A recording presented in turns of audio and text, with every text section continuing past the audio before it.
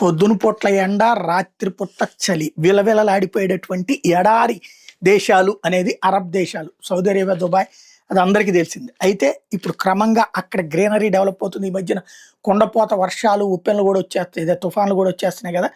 తాజాగా Saudi Arabia Saudi green initiative కింద 10 billion చెట్లను నాటడానికి భారీ పర్యావరణ ప్రణాళిక రూపొందించింది.